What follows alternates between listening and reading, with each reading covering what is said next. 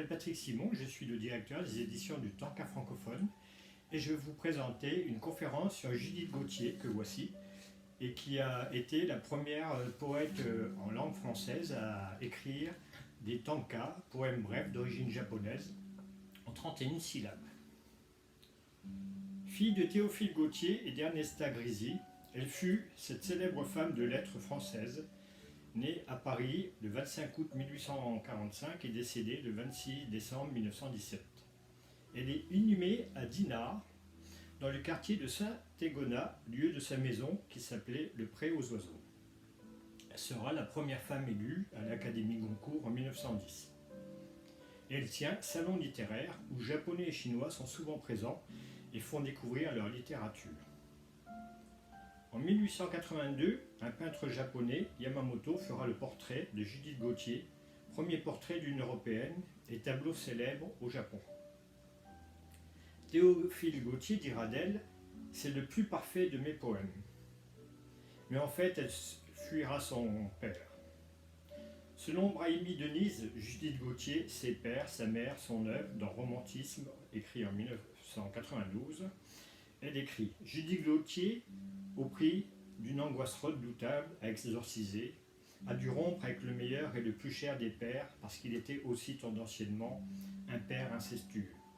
De cette tendance à l'inceste, la vérité objective n'est pas ici en cause.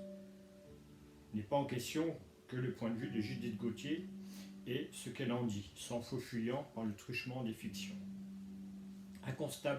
Incontestablement, elle exprime l'idée, pour échapper au mauvais père et à son désir d'inceste, il n'y a qu'une solution cruelle, dit-elle, la rupture et la fuite. De sorte que Judith Gautier va s'attacher à d'autres pères, entre guillemets, comme Victor Hugo ou Richard Wagner. Mais revenons à la poésie. Judith Gautier rencontre le Japon et sa littérature comme sa peinture pour la première fois à l'exposition universelle de Londres en 1862. Dès 1867, elle commencera à écrire sur le Japon en même temps que Frederick Victor Dickens, un médecin militaire anglais qui connaissait le Japon à travers sa traduction de plusieurs textes, dont 100 poèmes par 100 poètes. Par ailleurs apparaissent les premières anthologies japonaises publiées en langue française, comme celle de Léon de Rosny, qui a publié et traduit une partie de Anthologie japonaise, poèmes anciens et modernes des insulaires nippons, dans la maison d'édition Maisonneuve à Paris en 1871. Mais proche de Mallarmé qui aime la poésie japonaise, Judith Gautier va faire la traduction d'extraits du Kokin Wakashu, une anthologie impériale achevée en 905. Cette traduction, vous la retrouverez dans son livre qui s'appelle Poèmes de la libellule, qui est paru en 1885 et qui a été réédité récemment. Voyons dans le détail cette œuvre de Judith Gautier qui s'appelle Poèmes de la libellule. Si Judith Gautier comprenait quelques mots de chinois et traduisait elle-même des poèmes chinois avec l'aide d'un autre poète d'origine chinoise, elle n'était pas versée dans la langue japonaise. C'est pour cela que Komichi Seijonji, qui étudiait alors à Paris et qui, grâce à son rang impérial, fréquentait les mondains, parmi lesquels les Goncourt, il lui fournira une traduction littérale des poèmes du Kokinshu, et cette traduction sera donnée à la fin de son livre. Contrairement aux autres traductions de la poésie japonaise à l'époque, la comparaison entre les traductions effectuées par les chercheurs et celles de notre auteur nous montre son originalité. En effet, elle a retransmis les poèmes dans la bonne prosodie.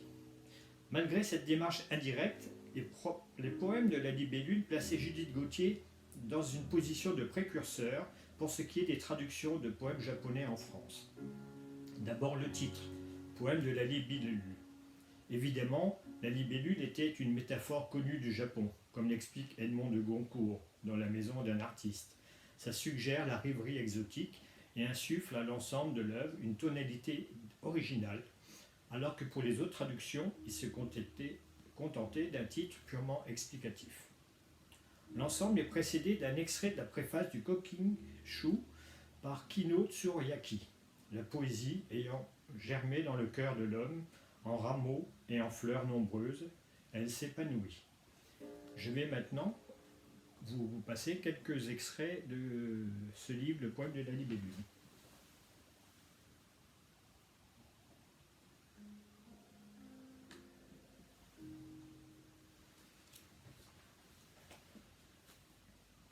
Pour certains des poèmes, une transcription phonétique précède la traduction en vers français de Judith Gautier. À la fin du recueil est donnée une traduction littérale en prose de chacun des poèmes, faite par son collaborateur japonais, son ami Seijun-si, conseiller d'État de l'empereur du Japon, et futur Premier ministre japonais qui résidait en France comme l'artiste Yamamoto. Judith Gautier semble avoir été le premier poète qui tentait de donner une équivalence du tanka en vers comptés et rimés, et les solutions qu'elle a apportées avec son quintile, à schéma rythmique variable, témoignent du jeu qui lui permettra une versification de son époque pour en donner une traduction formelle et recevable par ses pairs et par les lecteurs français ou francophones. En effet, le vers japonais est un vers syllabique. La transposition française reprend en son compte la contrainte syllabique originelle. Chaque poème est un quintile hétérométrique où les vers courts et longs se succèdent selon le même ordre. 5, 7, 5, 7, 7. Voici un exemple avec le problème initial de Isée. Pour cueillir la branche dont l'eau berce la couleur, sur l'eau je me penche. Hélas, j'ai trempé ma manche et je n'ai pas pris de fleurs. Voici la traduction littérale qu'a pris Judith Gautier. Pour cueillir les fleurs du prunier dont l'eau agite les couleurs, je me suis penché vers l'eau, mais hélas, je n'ai pas cueilli de fleurs et ma manche est toute trempée. Autre poème de Saigo, cette fois, où l'on voit bien combien les rimes, par leur sonorité, coopèrent à l'atmosphère du poème. Loin de tous, bien loin, fuir parmi les rocs sans nombre, et là, sans témoin, dans la solitude sombre, compter mon amour à l'ombre. Judith Gautier a su capter l'âme de ses poèmes, comme dans ses tankas. Ainsi, un tanka de la mère du ministre Tomoto Kidi, toujours renaissant, dans l'air le rossignol sème les mêmes accents. Mais moi, combien je le sens, que je ne suis plus la même. Ou alors ce tanka plus sombre de Kintene. Le vent fait neiger sur la terre blanche, tombent les fleurs du verger, et je me prends à songer qu'aussi je décline et tombe. Ou alors, celui de Semi Maru, qui évoque si poétiquement notre destin à tous. La vie est là, toute. L'on va, l'on vient sur la route, et l'on débarquera. Et tout se passe sous la voûte de la porte d'Osaka. Ensuite, un poème d'Hideyoshi, magnifiquement illustré par Yamato dans ce recueil. Sur ma manche rose, dont mes larmes noient les fleurs, la lune se pose. Dis au moins pourquoi ces pleurs, ô toi qui sais si bien leur cause. D'une façon générale, dans ces poèmes, les rimes airs, telles des libellules, se posent un instant à la pointe des vers, qui eux restent droits et fixes comme des roseaux. Judith Gautier présente ses poèmes comme des fleurs dans sa dédicace liminaire à Mitsuda Komyoshi. C'est donc un poème, le premier tanka, qui précède la traduction du Kokinshu. Je t'offre ces fleurs de tes îles bien-aimées, sous nos ciels en pleurs, reconnais-tu leur couleur et leur âme parfumée? Au départ, tout le monde pensait que c'était le premier tanka en langue française. Mais nous allons voir un petit peu plus tard que ce n'est pas tout à fait vrai. Judith Gautier en a écrit bien avant.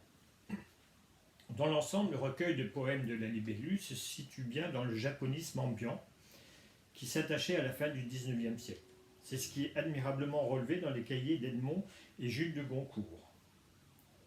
Dans le choix des poèmes du recueil, un attachement certain à la nature. En effet, outre la couverture et la page de titre qui décorait le dessin de libellule, 8 autres motifs sont liés à la nature. De plus, selon la remarque de Takashina, chaque poème est imprimé sur une page différente, soit entre les arbres, soit même sur les feuillages, bien qu'il y ait suffisamment d'espace vide. Cela semble exprimer la poésie cachée dans chaque recoin de l'univers, c'est-à-dire la mentalité japonaise, qui reconnaît une âme à tous les êtres vivants.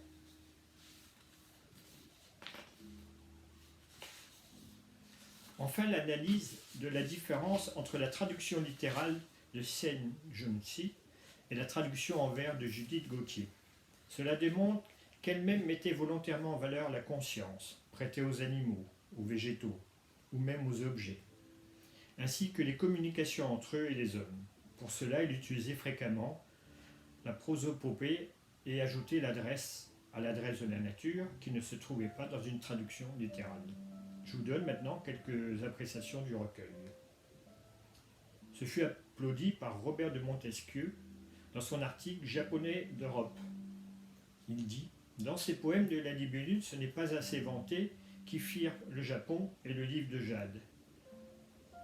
Mais elle dota la poésie française d'une strophe nouvelle, d'une strophe qui n'est dans Ronsard ni dans Bainville. » Mais contrairement à ce que bien du monde a cru, Judith Gauthier n'a pas seulement écrit le tanka dans sa dédicace luminaire des poèmes de la libellule.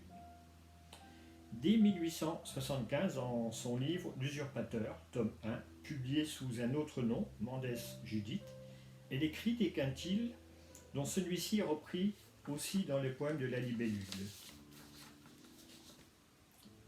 Vous, par qui je meurs, un autre homme vous possède, tel cet arbre en pleurs, de mon champ sous le vent tiède, au clos voisin, dans ses fleurs.